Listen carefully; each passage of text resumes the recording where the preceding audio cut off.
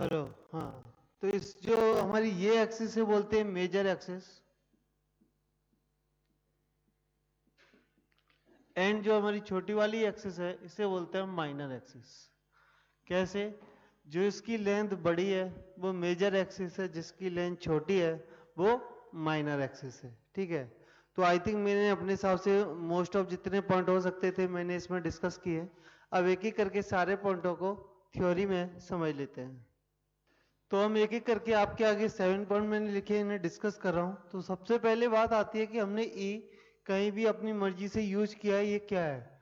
तो ई बराबर फॉर्मूला होता है, ये प्रैक्टिकली निकाला गया 1 - b² / a², जिसे अगर मैं दोनों साइड स्क्वायर वगैरह करके अगर लिखना चाहूँ तो इसे ऐसे भी लिख सकता हूँ, a²e² / a² - b²। और ये फॉर्मूला तब वैलिड है जब ए बड़ा हो बी से। क्लियर है? ये कब वैलिड है? जब ए बड़ा हो बी से, तब a²e² = a² - b²। Focus, focus आपने पहले ही देखी कि इसकी दो फोकस हैं, कौन कौन सी? Plus minus a, 0। Major axis की बात करो तो जो हमारा एक्स एक्सिस है वही हमारा मेजर एक्सिस है, और लेंथ ऑफ मेजर एक्सिस अगर बात करें तो वो होती है 2a। कैसे?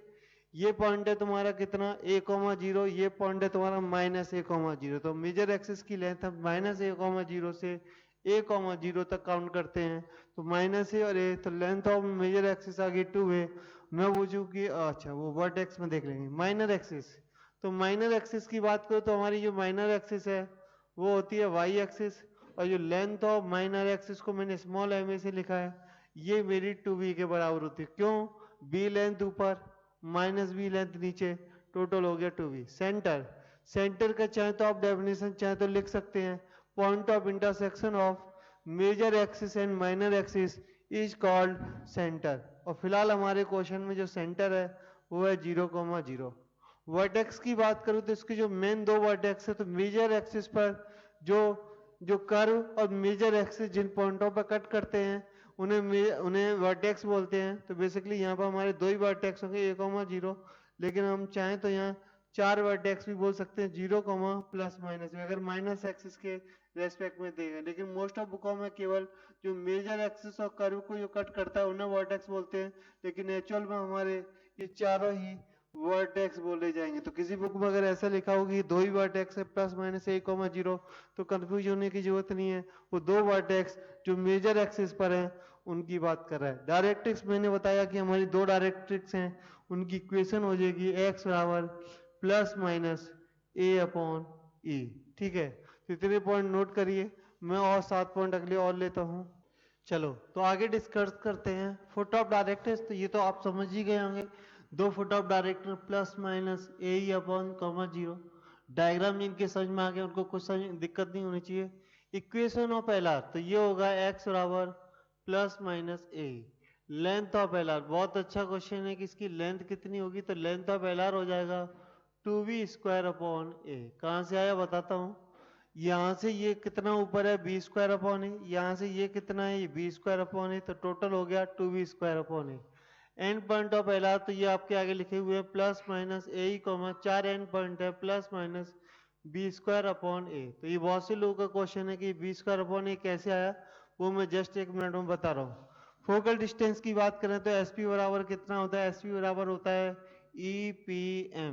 क्लियर है? तो ई, अब पीएम कितना होगा वो मैं बताता हूं। तो मान लो ये मेरा कोई पॉइंट है, इसे मैंने बोल दिया x1, y1 मेरा कोई पॉइंट है P। ठीक है, अब इसका मुझे फोकस से डिस्टेंस चाहिए, तो फोकस से डिस्टेंस निकालने के बजाय मैं इसका डायरेक्ट्रिक्स से भी तो डिस्टेंस निकाल सकता हूं। तो डायरेक्ट्रिक्स से डिस्टेंस कितना आएगा, यहां से यहां तक की डिस्टेंस कितना है a, यहां से यहां तक का x1, तो ये कितना बचा, ये बचा a/e -x। ठीक है, तो ये निकल के आ जाएगा a-ex।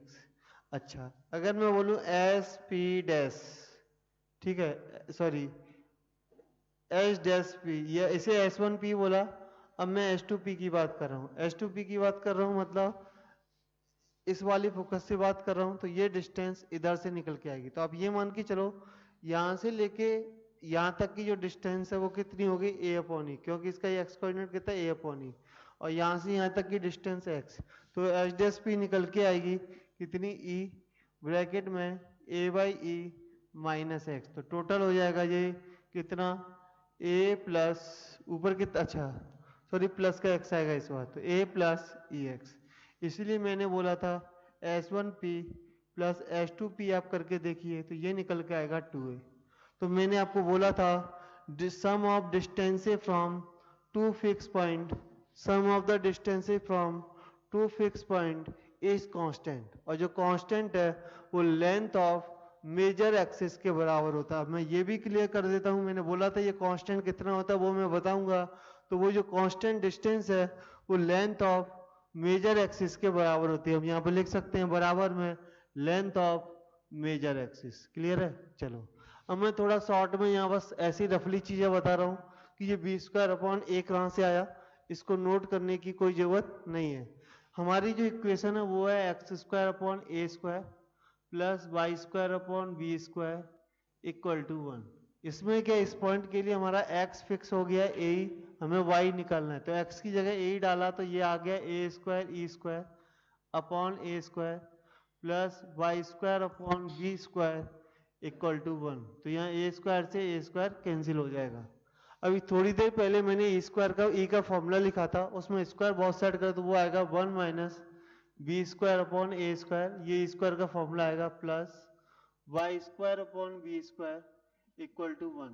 तो वहाँ क्या होगा 1 से 1 कैंसिल हो जाएगा। ठीक है, आगे देखिए 1 से 1 कैंसिल, तो ये बनेगा y square upon B square equal to b square upon A square. तो यहाँ से आप समझ सकते हैं जब मैं y बराबर निकालूंगा तो ये plus minus B square upon A निकल के आएगा। ठीक है, तो B square upon A plus का ऊपर हो गया और माइनस का नीचे हो गया, वहां से ये निकल के आता है।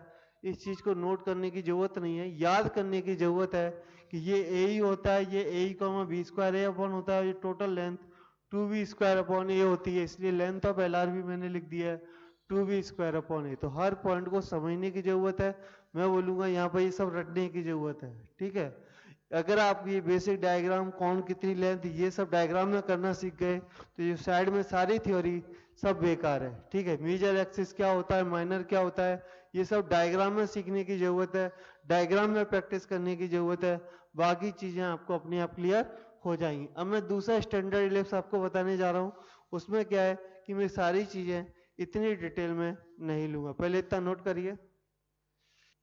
चलो मैं आपको अपना दूसरा स्टैंडर्ड इलिप्स ले रहा हूँ, तो समझने का कोशिश करें किस चीज को कैसे।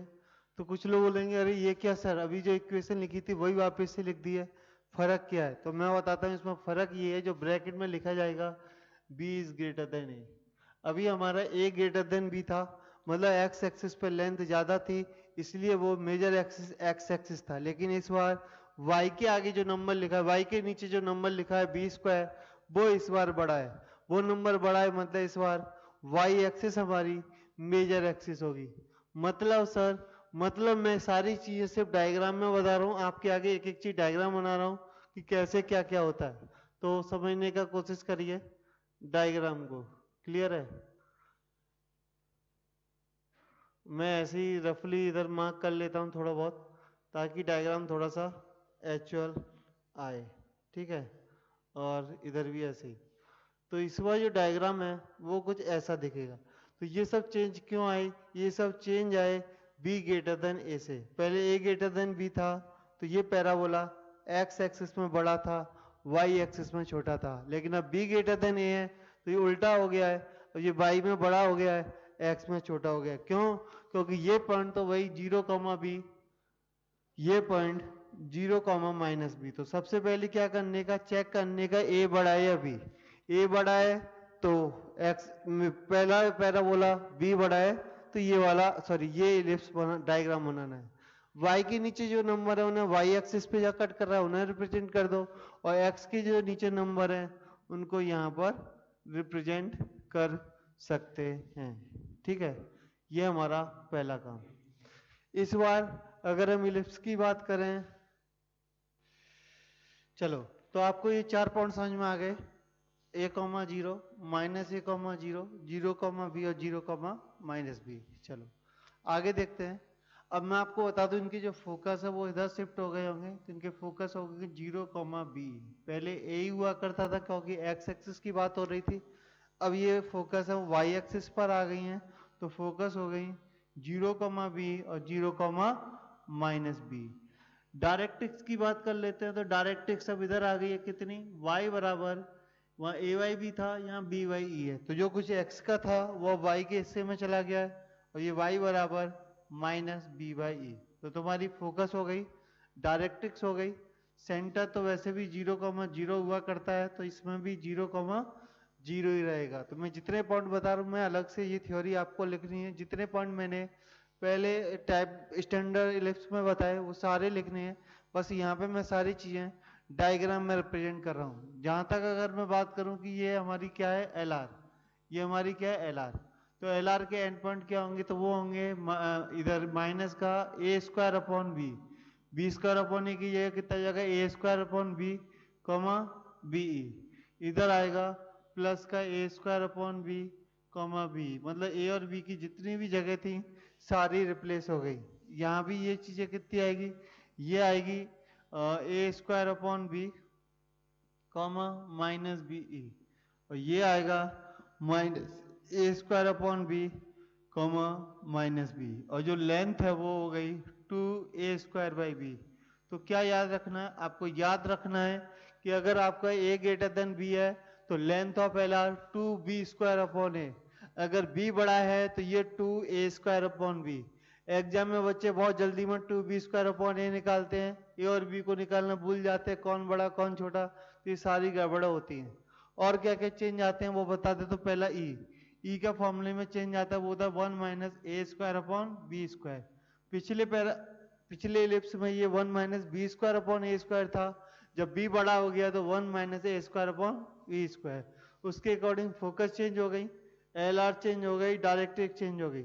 उसके बाद length of major axis, length of major axis की बात करें तो अब 2b के बराबर होगी, और लेंथ ऑफ माइनर एक्सिस, जो माइनर एक्सिस है स्मॉल m से लिखता हूं मैं इसको, वो 2a के बराबर होगी, क्योंकि ये इस बार जो मेजर एक्सिस है वो y एक्सिस है, और जो माइनर एक्सिस है वो x एक्सिस है। क्लियर है, उम्मीद है मेरी बात भेजे में जा रही होगी। तो पैराबोला में कितना फर्क है वो तुमने देख लिया होगा, सेम चीज। अच्छा, इसको मैंने नाम देते हैं हम S1, इसको नाम देते हैं S2। यहाँ पर क्या रहेगा, यहाँ S1p बराबर कितना होगा, तो मैं ये फोकल डिस्टेंस की बात कर रहा हूँ, मैं जो बात कर रहा हूँ वो किसकी बात कर रहा हूँ, फोकल डिस्टेंस की।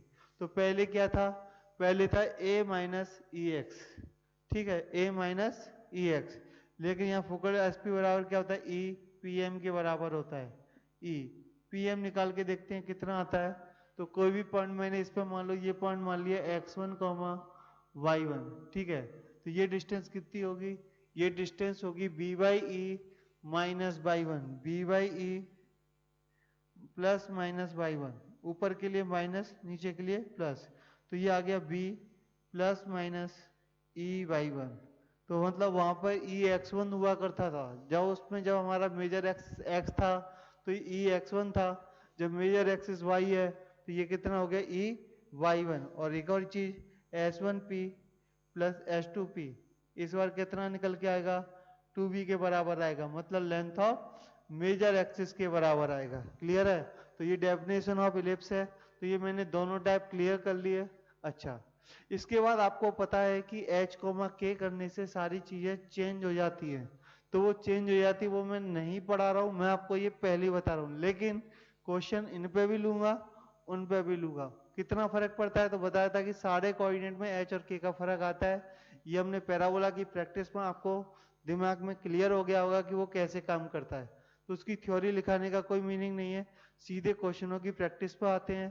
तो जो स्टार्टिंग में बेसिक थ्योरी ऑफ अगर इलिप्स बोला जाए तो वो इतनी ही होती है जो आपको अच्छे से समझनी है। मतलब तुमसे बोला जाए कि सीटी लेवल में इलिप्स कितना आता है, तो मैं बोलूंगा खत्म हो चुका है। जेई मेंस में थोड़ा सा टेंजेंट और पढ़ा देंगे, जेई मेंस खत्म, और एडवांस में तो ये अभी ये चैप्टर आगे चलता रहेगा, नोट करिए यहाँ तक। तो अब तक जो हमने बेसिक पढ़ा पैरा इलिप्स का, उससे आगे कंप्लीट करने के लिए मैंने एक क्वेश्चन लिया है। मैं 1 बाई 1 सारे को 4 क्वेश्चन लूंगा, एक सिंपल स्टैंडर्ड पर इलिप्स, एक कॉन्जुगेट इलिप्स, फिर उनके दो एच माइनस के और के माइनस एच, वाई माइनस के और एक्स माइनस एच पे। ठीक है, तो एक एक करके देखते हैं। तो पहले वाला क्वेश्चन, तो ये हमारा ए स्क्वायर होता है, तो हमें पता चला कि ए 5 है और बी 3 है। क्यों? क्योंकि ये नंबर मेरा ए स्क्वायर होता है और ये नंबर मेरा बी स्क्वायर। फिर से समझ लो, जो एक्स स्क्वायर के नीचे नंबर है कैसे सॉल्व करना है, मैं बहुत बेसिक स्टेप से बता रहा हूँ। एक्स स्क्वायर के नीचे जो नंबर है वो ए स्क्वायर होता है, वाई स्क्वायर के नीचे जो नंबर है वो बी स्क्वायर होता है। वहां से मेरी ए और बी की वैल्यू आ गई। उसके बाद मेरा ई का फॉर्मूला, ई का फॉर्मूला मैंने लिखाया था 1 माइनस बी स्क्वायर अपॉन ए स्क्वायर। ये फॉर्मूला कब लगाना है? जब ए बड़ा हो बी से, लेकिन बी बड़ा हो तो ये फॉर्मूला भी उल्टा हो जाता है। रूट के अंदर 1 माइनस। अच्छा सर, एग्जाम में हमको कैसे याद आएगा? ये बहुत बड़ा क्वेश्चन है कि सर एग्जाम में हमें कैसे समझ में आएगा, वो बात मैं बता देता हूँ। एग्जाम में मान लो तुमने ए स्क्वायर अपन बी स्क्वायर रख दिया ना, तो रूट के अंदर नेगेटिव नंबर मिलेगा। तो ऐसा मत सोचना कि क्वेश्चन गलत है। रूट के अंदर नेगेटिव नंबर आए मतलब हमने फॉर्मूला उल्टा लगाया है। रूट के अंदर नेगेटिव नंबर आने का मतलब है कि हमने फॉर्मूला उल्टा लगाया है। इसका मतलब ये नहीं है कि क्वेश्चन गलत है। क्लियर है? क्योंकि हमने ए और बी पर ध्यान नहीं दिया है, इसलिए फॉर्मूला उल्टा लगा है। तो अगर मैं 25/9 कर देता तो ऑब्वियसली बात है रूट के अंदर एक नेगेटिव नंबर मिलता, जो कि गलत है, तो हमारा फॉर्मूला गलत है। ठीक है, क्वेश्चन गलत नहीं है, ये बात क्लियर हो जानी चाहिए। चलो, तो ई बराबर आ गया 5। अब मैं डायग्राम इसका यहाँ निकाल रहा हूँ, ध्यान से सुनना, फिर मैं सारे क्वेश्चनों का आंसर दूंगा। ठीक है, चलो, तो मुझे पता चल गया कि ये पॉइंट 5,0 है, ये पॉइंट पता चल गया -5,0 है, इतना मुझे पता चल गया। ये पॉइंट मैं बचपन से ही जानता हूँ कि ये 0,0 होता है। पता चला कि ये 0,3 है, पता चला ये 0,-3 है। जितना ज्ञान बताया जाए उतना ज्ञान। क्या क्या निकालना है? ए निकालना है, बी निकालना है, ए निकालना है। क्या क्या? ए निकालो, बी निकालो, ई निकालो। कितना आ गया? 4/5। तो सबसे पहले डायग्राम बनाने का ए ग्रेटर देन बी का डायग्राम हमेशा ऐसा बनेगा। चारों वर्टेक्स मैंने लिख दिए। अब बात आती है फोकस पर। फोकस पर आने का फॉर्मूला था ए कॉमा 0। याद कर लो ए कॉमा 0। तो अब यहां से देखो ए कितना आएगा? ए आएगा 5 × 4/5। ओरली निकाल लेने का कहीं भी समझ में आ जाएगा, ये 4 आएगा। तो ऑब्वियसली बात है जो मेरा फोकस है वो हो गया 4,0 और इधर दूसरा फोकस हो गया -4,0। उम्मीद है समझ में आएगा। अब दो चीजें होती हैं डायरेक्ट्रिक्स। डायरेक्ट्रिक्स का फॉर्मूला था ए अपॉन ई। तो ये हो जाएगा कितना? ए बोले तो 5 अपॉन ई बोले तो 25/4। प्लीज एक बार आप कैलकुलेट कर लीजिए, आपको ये चीजें क्लियर हो जाएंगी कि मैं क्या बोल रहा हूँ। तो -25/4,0 कैसे आया बता देता हूँ। मुझे ए अपॉन ई निकालना है। ए की वैल्यू 5 है, ई की वैल्यू 4/5 है। तो ऑब्वियसली बात है इतना मैथ अगर बचपन में गलती से पढ़ लिया होता तो आज क्लास के टॉपर होते। तो इसलिए ये हो गया 25/4 और ये हो गया -20/4। तो क्या क्या निकल के आ गया? डायरेक्ट्रिक्स निकल के आ गई, फोकस निकल के आ गई। ठीक है, इसकी इक्वेशन हो गई, इक्वेशन है x बराबर 25/4 और इसकी इक्वेशन हो गई x बराबर -25/4। मैं बहुत सिंपल स्टेप से जा रहा हूँ। कुछ लोगों को लग रहा होगा कि सर बहुत जल्दी जल्दी बता रहे हैं, तो वीडियो की स्पीड 0.5 कर लो और जल्दी समझ में, आपको आराम से समझ में आ जाएगा। चलो, अब फोकस के बाद हम जाते हैं इनके एल आर पर। एल आर के लिए क्या लिखा था? ए का आ गया 4। तो ये पॉइंट क्या होता है? ये पॉइंट होता है बी स्क्वायर अपॉन ए। तो निकालने का कि बी स्क्वायर अपॉन ए कितना होता है। तो बी कितना है? 3। तो बी स्क्वायर हो गया 9, ए हो गया 5, तो ये हो गया 9/5। तो 4,9/5 ये हो जाएगा 4,-9/5। तो इसकी मैंने पूरी जन्म कुंडली लगभग लिख दी गई है। उम्मीद है आप लोगों को समझ में आ रही होगी। नहीं आई है तो 2-4 क्वेश्चन खुद से करके देखो। अभी मैं आपको 2-4 क्वेश्चन होमवर्क भी दूंगा जैसे कि पैराबोला में दिए थे। तो मेरे हिसाब से पूरी जन्म कुंडली हो गई है। इसकी लेंथ की बात करो तो लेंथ हो गई 18/5, 9/5 ऊपर, 9/5 नीचे। चलो एक एक करके सारे क्वेश्चनों के आंसर दे देते हैं जो 14 क्वेश्चंस आपसे पूछे गए। पहला ए सर 5, b 3, e 4/5, focus +-4,0, directrix x बराबर +-25/4, foot of directrix +-25/4,0, length of major axis, बहुत बढ़िया। तो ये 2a होती है, 2a बोले तो 10 और 2a बोले तो 6, मतलब ये लेंथ आपकी कितनी होती है 10, ये लेंथ कितनी होती है 6। समझ में आया? समझ में आया, अच्छी बात। सेंटर बचपन से पता है sir 0,0। Length of L R निकाल के बताया 18/5। कैसे? 2b² अपॉन ए। मैं पूरी जन्म कुंडली निकाल के बैठा हूँ, निकाल रहा हूँ सबकी। जब डायग्राम मैंने बना लिया तो ये क्वेश्चन क्या होता है, +-9/5। चलो, तो 12 क्वेश्चनों के आंसर दे दिए, 2 बचे। इक्वेशन ऑफ एल आर बहुत बढ़िया क्वेश्चन है। x इक्वल टू +-4, ये होगा x बराबर 4, ये होगा x बराबर -4। फोकल डिस्टेंस बहुत बढ़िया, तो ये लिखा था a बोले तो a ± ex, ये होता है फोकल डिस्टेंस। बोले तो 5 ±4/5 × 5, 5 ±4/5 × 5, सॉरी इंटू x, 4/5x। ठीक है, तो ये इसका फोकल डिस्टेंस आ जाएगी। तो उम्मीद है इस क्वेश्चन के बारे में आप सारी दुनिया की बातें सीख गए होंगे। चलो, अब हम दूसरा क्वेश्चन लेते हैं।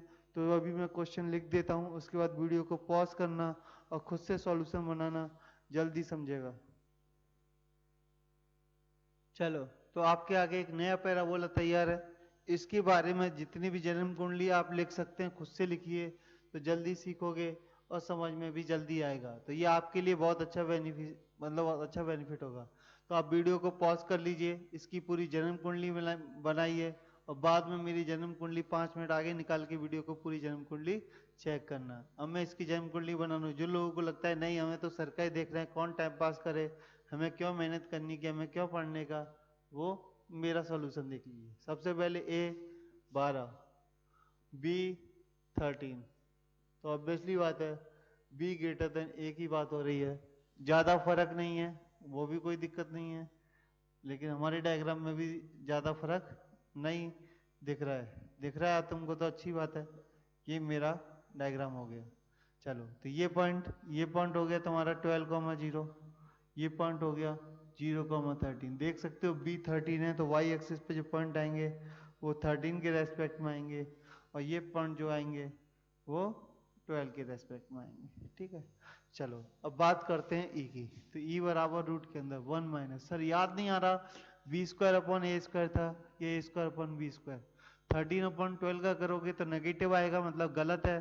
तो ऑब्वियसली बात है हमें यही पुट करना पड़ेगा। तो सॉल्व होके ये आ जाएगा 5/13। तो तुम्हारा e आ गया 5/13। तो 2-3 चीजें और निकालो कि b कितना होगा। b हो जाएगा तुम्हारा 5, b कितना हो जाएगा 5, b/e और निकाल लीजिए, आगे काम आएगा। तो ये आएगा 169/5। तो बस अब क्या है, डायग्राम होने को आ गया। ये आ गया तुम्हारा y बराबर 169/5।